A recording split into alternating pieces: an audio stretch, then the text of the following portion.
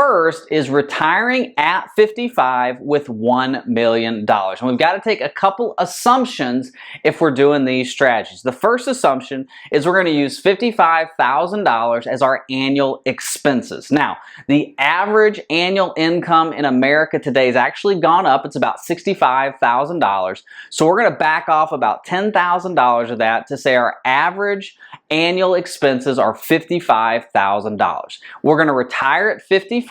We're going to claim Social Security at 67 and at 62. We're going to see how that affects our retirement income strategy and our $1 million that's in our retirement investments. So let's look at this, and then we're going to do two more strategies right after this. So the first, claiming Social Security at 67. Remember, we've got $1 million in retirement savings. So we're 55 years old. Our annual expenses are $55,000 a year, which comes to $4,583 a month. Now, we've got to do this for 12 years. So we've got to take that $4,500 out of our retirement investments for 12 years. Now, keep in mind, there could be sequence of return risk. There could be recessions, and there could be bull markets. So what we're going to do is we're going to do a geometric return of 6%. When we're doing calculations, when we're doing projections, especially on the board, this is just the base case, we're going to use a geometric return, which basically means it's going to be 6% every year. Now, the stock market has averaged about 10% since 1950. It's 8% with inflation. And since early 1900s, it's averaged around 6.5% with inflation. So we can say 6.5% to 8% is a good projection for this retirement strategy.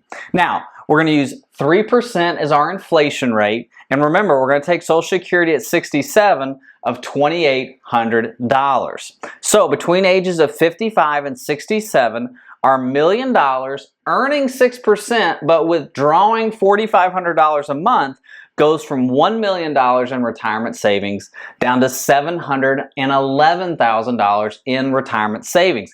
At 67, we kick on Social Security of $2,800, and then we're able to kind of minimize our expenses a little bit, our distribution coming out of our retirement investments. But essentially, using the calculator and software, we're out of money at 81. So if we retire at 55 with $1 million and $55,000 in annual expenses, we're out of money at 81 years old. All right, so now we think about, what if we claim Social Security at 62? What if we take some pressure off of our withdrawal that's coming out of our retirement investments? By claiming Social Security earlier, now we've got a pension check coming in, basically, and we're able to say, okay, we don't need as much coming out of our retirement investments because we've claimed Social Security earlier. So we've got $1 million in retirement savings.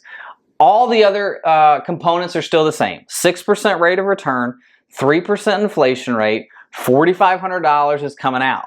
So between 55 and 62, we're taking out $4,500 a month. Our $1 million goes to $901,575. Because remember, there's not as much time that we're pulling out that $4,500.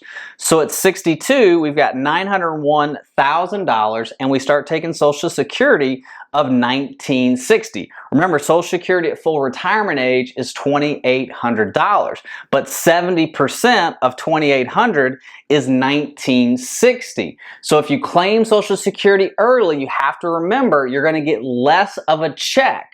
So it's kind of this checks and balances. Do I take less of a check to let my retirement investments continue to grow, or do I delay Social Security using my retirement investment accounts as income so I get a bigger pension check? And there's a lot of different factors that go into that. Make sure you contact me to do a Social Security maximization schedule for you. But whether you're single, whether you're married, what are the ages of the spouses, how much you have in retirement assets, there's a lot of different factors that go into this. So we take Social Security at 62, by age 82, we're out of money. So essentially, claiming Social Security at 62, we get one extra year of retirement income. So there's not a huge difference. So when I do this as a financial advisor, when I look at this and I see that there's not a big difference in the claiming strategies, then I start thinking about some of the other things that we can adjust. One, can we work longer?